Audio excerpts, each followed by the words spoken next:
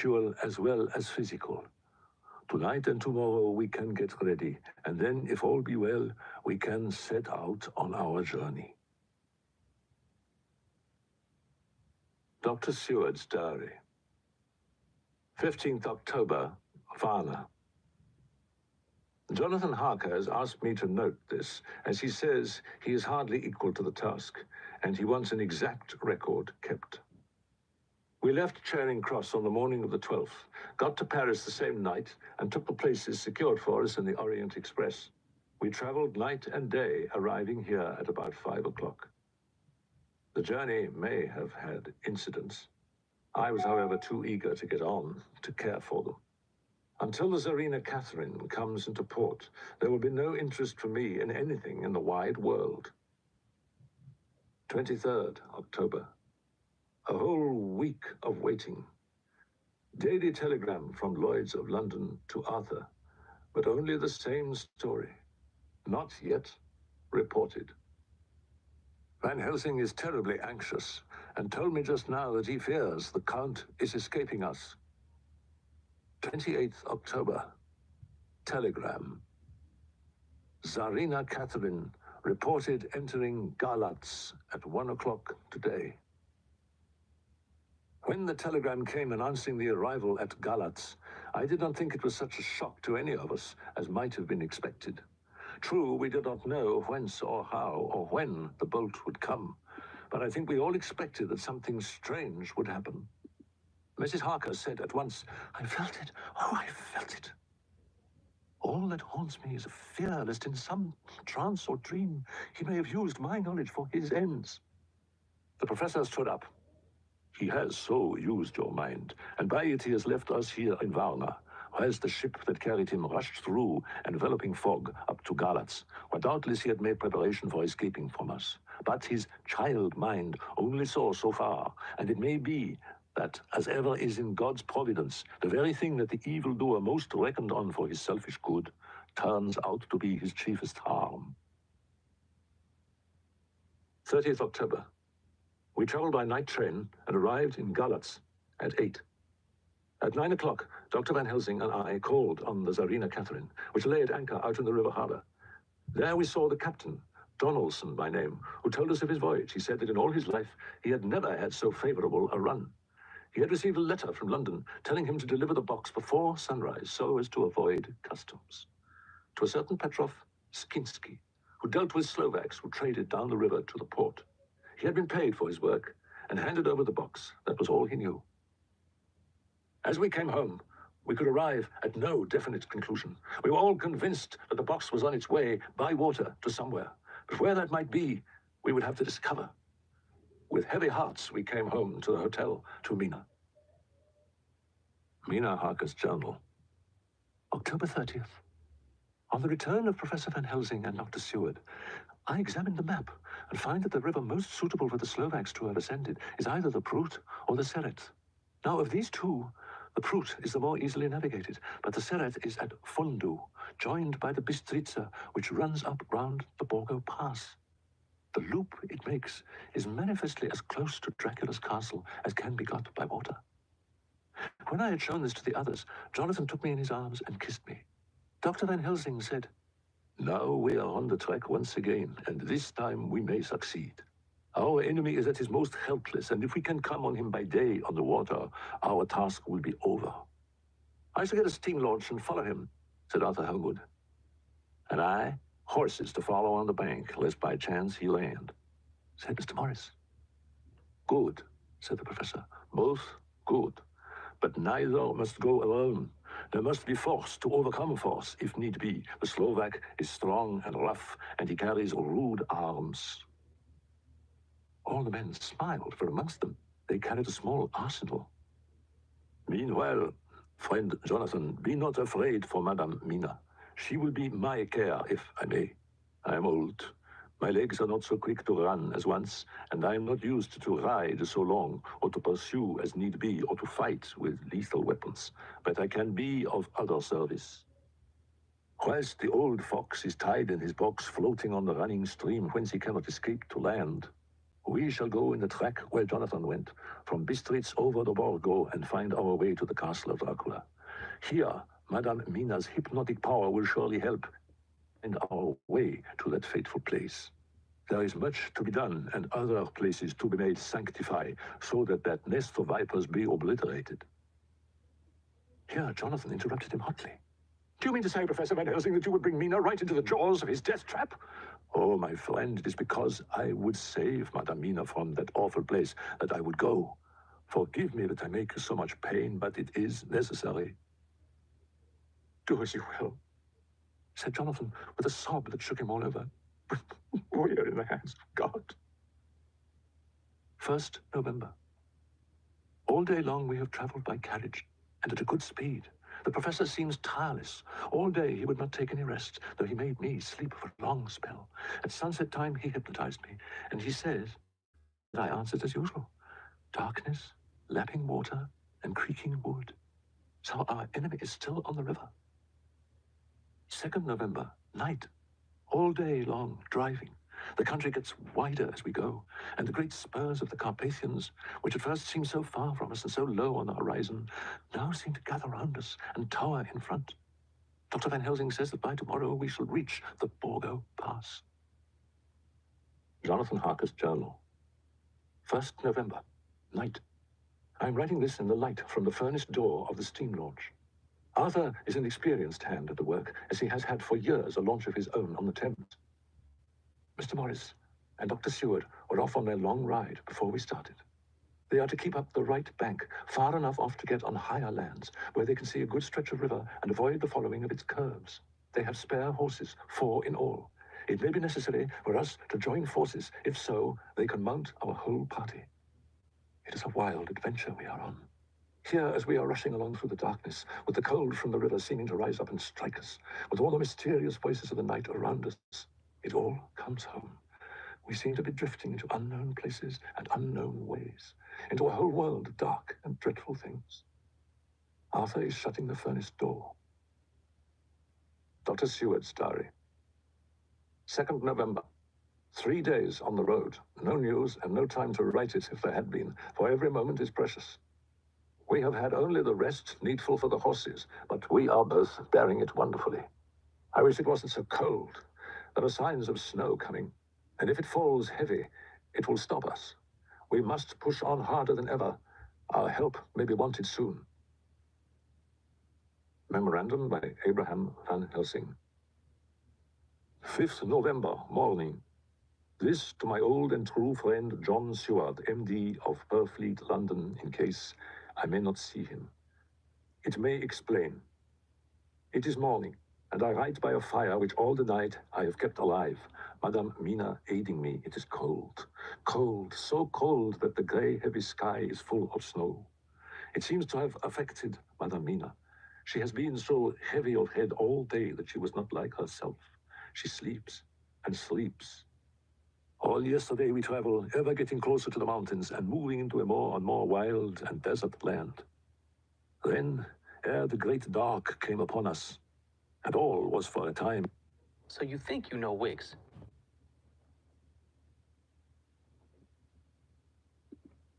Great twilight, I took out the horses and fed them in what shelter I could. Then I make a fire, and near it I make Madame Mina, now awake and more charming than ever, sit comfortable amid her rugs. I got ready food, but she would not eat, simply saying that she had not hunger. I did not press her, but I myself eat, for I must needs now be strong for all. Then, with a fear on me of what might be, I drew a ring so big for her comfort round where Madame Mina sat, and over the ring I passed some of the wafer, and I broke it fine, so that all was well guarded. She sat still all the time, so still as one dead, and she grew whiter and ever whiter till the snow was not more pale, and no word she said. But when I drew near, she clung to me, and I could know that the poor soul shook from head to feet with a tremor that was pain to feel. Presently the horses began to scream and tore at their tethers. Even in the dark there was a light of some kind, and it seemed as though the snow flurries and the wreaths of mist took shape, as of women with trailing garments. Then They began to materialize. Still, if God did not take away my reason, for I saw it through my eyes, there was before me, in actual flesh, the same three women that Jonathan saw in the room when they would have kissed his throat. I knew the swaying round forms, the bright, hard eyes, the white teeth, the ruddy color, the voluptuous lips. They smiled ever at poor dear Madame Mina, and as their laugh came through the silence of the night, they twined their arms and pointed to her, and said in those so sweet, tingling tones that Jonathan said were of the intolerable sweetness of the water glasses, "Come, sister, come to us. Come, come." In fear, I turned to my poor Madame Mina, and my heart with gladness leapt like flame. For oh, the terror in her sweet eyes, the repulsion, the horror, told a story to my heart that was all of hope. God be thanked, she was not yet of them. The horses had ceased to moan and lay still on the ground. The snow fell on them softly, and they grew whiter. I knew that there was for the poor beasts no more of terror. And so we remained till the red of the dawn began to fall through the snow gloom. I was desolate and afraid, and full of woe and terror. But when that beautiful sun began to climb the horizon, life was to me again. At the first coming of the dawn, the horrid figures melted in the whirling mist and snow. The wreaths of transparent gloom moved away towards the castle and were lost. 5th November, afternoon. I am at least sane. Thank God for that mercy at all events, though the proving has been dreadful. When I left Madame Mina sleeping within the holy circle, I took my way to the castle. Jonathan's bitter experience served me here. By memory of his diary, I found my way to the old chapel, for I knew that here my work lay. I knew that there were at least 3 graves to find, graves that are inhabit. So I search, and I find one of them. She lay in her vampire sleep, so full of life and voluptuous beauty that I shudder as though I have come to do murder. Ah, I doubt not that in old time, when such things were, many a man who set forth to do such a task as mine found at the last his heart fail him, and then his nerve. So he delay, and delay, and delay, till the mere beauty and the fascination of the wanton undead have hypnotized him, and he remain on, till sunset come, and the vampire sleep be over. Then the beautiful eyes of the fair woman open and look love, and the voluptuous mouth present to a kiss. And man is weak. And there remain one more victim in the vampire fold, one more to swell the grim and grisly ranks of the undead. Certain it was that I was lapsing into sleep, the open-eyed sleep of one who yields to his sweet fascination, when there came through the snow-stilled air a long, low wail, so full of woe and pity that it woke me like the sound of a clarion, for it was the voice of my dear Madame Mina that I heard.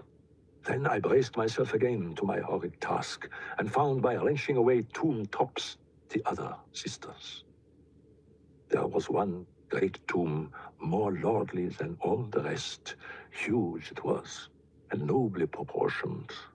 On it was but one word: Dracula. This then was the undead home of the king vampire. Before I began to restore these women to their dead selves through my awful work, I laid in Dracula's tomb some of the wafer, and so banished him from it, undead forever. Then began my terrible task, and I dreaded it. Had it been but one, it had been easy, comparative. But 3, I tremble, and tremble even yet, though till all was over, God be thanked, my nerve did stand. Had I not seen the repose in the first face, and the gladness that stole over it, just ere the final dissolution came, as realization that the soul had been won, I could not have gone further with my butchery. I could not have endured the horrid screeching as the stake drove home, the plunging of writhing form and lips of bloody foam. I should have fled in terror and left my work undone, but it is over. And the poor souls, I can pity them now and weep, as I think of them placid, each in her full sleep of death, for a short moment ere fading. For Hardly had my knife severed the head of each before the whole body began to melt away and crumble into its native dust, as though the death that should have come centuries agone had at last assert himself and say at once and loud, "I am here."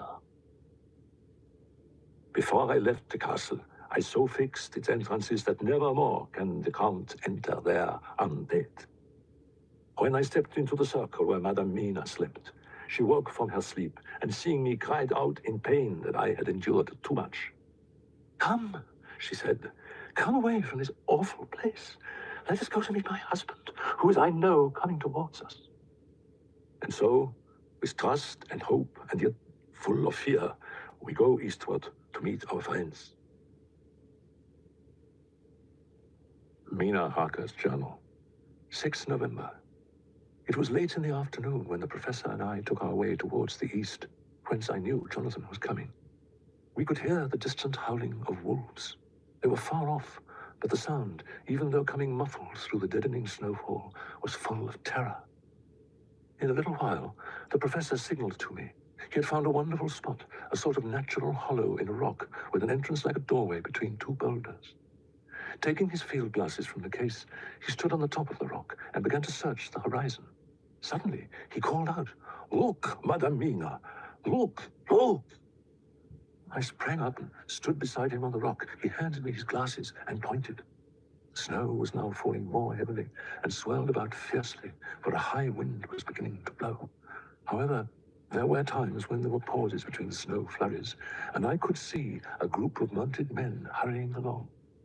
In the midst of them was a cart, a long, lighter wagon, which swept from side to side like a dog's tail wagging with each stern inequality of the road.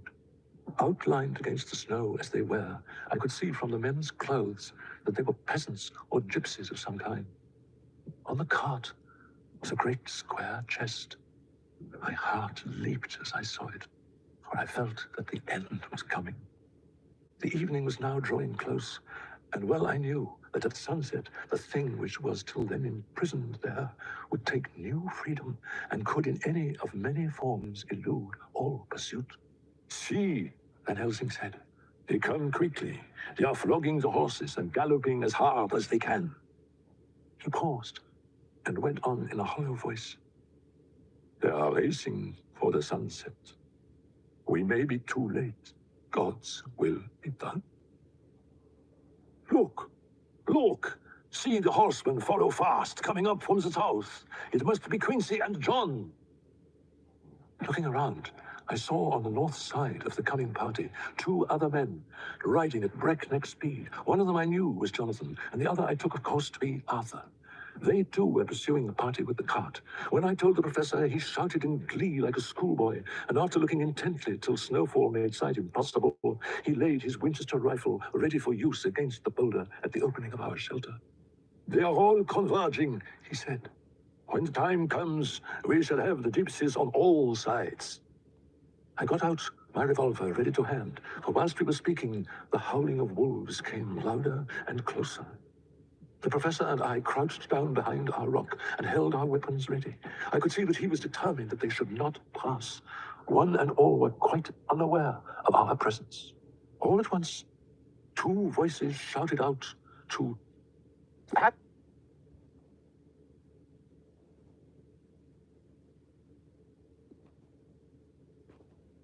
One was my Jonathan's, raised in a high key of passion. The other, Mr. Morris's strong, resolute tone of quiet command. The gypsies instinctively reined in, and at the instant, Arthur and Jonathan dashed up at one side, and Dr. Seward and Mr. Morris on the other. At the same moment, Dr. Van Helsing and I rose behind the rock and pointed our weapons at them. Seeing that they were surrounded, the men tightened their reins and drew up. The leader turned to them and gave a word, at which every man of the gypsy party drew what weapon he carried, knife or pistol, and held himself in readiness to attack. Issue was joined in an instant. All 4 men of our party threw themselves from their horses and dashed towards the cart. Nothing seemed to stop or even to hinder them, neither the leveled weapons or the flashing knives of the gypsies in front, or the howling of the wolves behind appeared to even attract their attention. Jonathan's impetuosity and the manifest singleness of his purpose seemed to overawe those in front of him. Instinctively, they cowered aside and let him pass. In an instant, he had jumped upon the cart, and with a strength which seemed incredible, raised the great box and flung it over the wheel to the ground. In the meantime, Mr. Morris had had to use force to pass through his side of the ring of gypsies. I saw their knives flash as he won a way through them, and they cut at him. He parried with his great bowie knife, and at first I thought that he too had come through in safety. But as he sprang beside Jonathan, who had by now jumped from the cart, I could see that with his left hand he was clutching at his side, and that the blood was spurting through his fingers. He did not delay, notwithstanding this, for as Jonathan, with desperate energy, attacked one end of the chest, attempting to prise off the lid with his great cookery knife, he attacked the other frantically with his bowie. Under the efforts of both men, the lid began to yield. The nails drew with a quick screeching sound, and the top of the box was thrown back. By this time, the gypsies, seeing themselves covered by the Winchesters, had given in and made no further resistance. The sun was almost down on the mountain tops, and the shadows of the whole group fell long upon the snow. I saw the Count lying within the box upon the earth, some of which the rude falling from the cart had scattered over him. He was deathly pale, just like a waxen image, and the red eyes glared with the horrible, vindictive look which I knew too well. As I looked, the eyes saw the sinking sun, and the look of hate in them turned to triumph.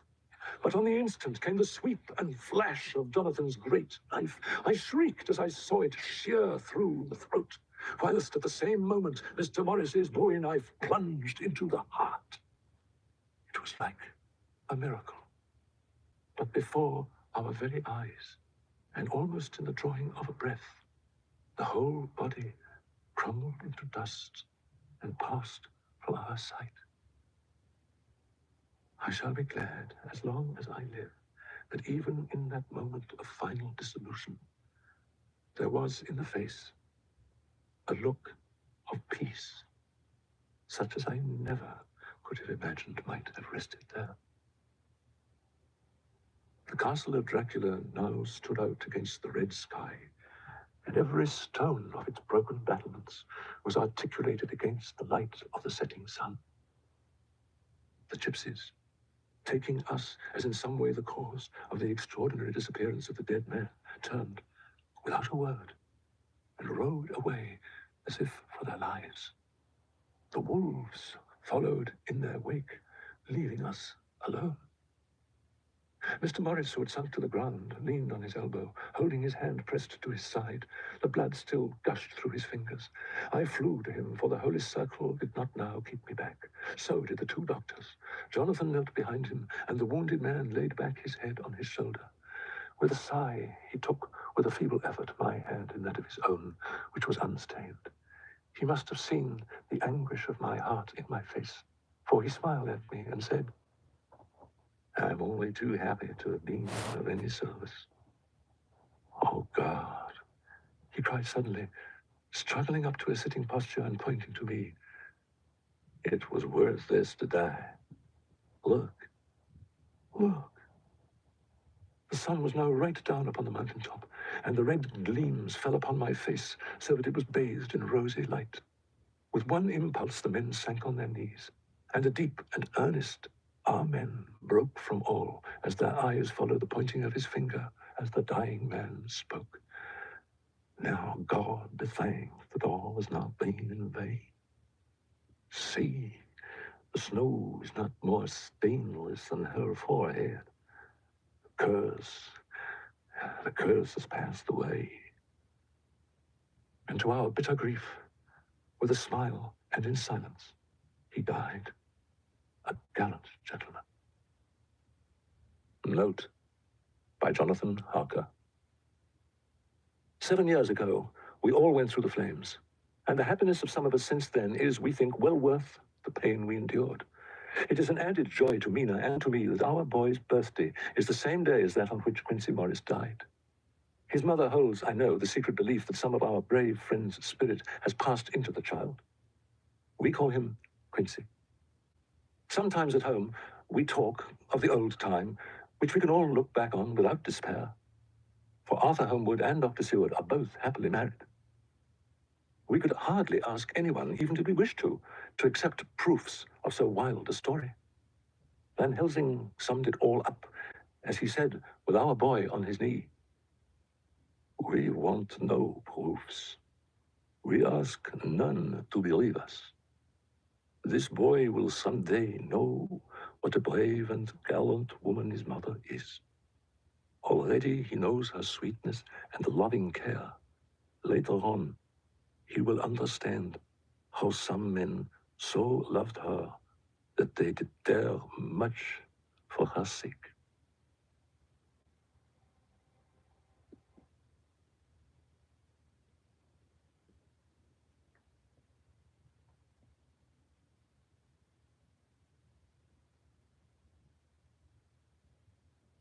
Yeah, what a great read. Anyway,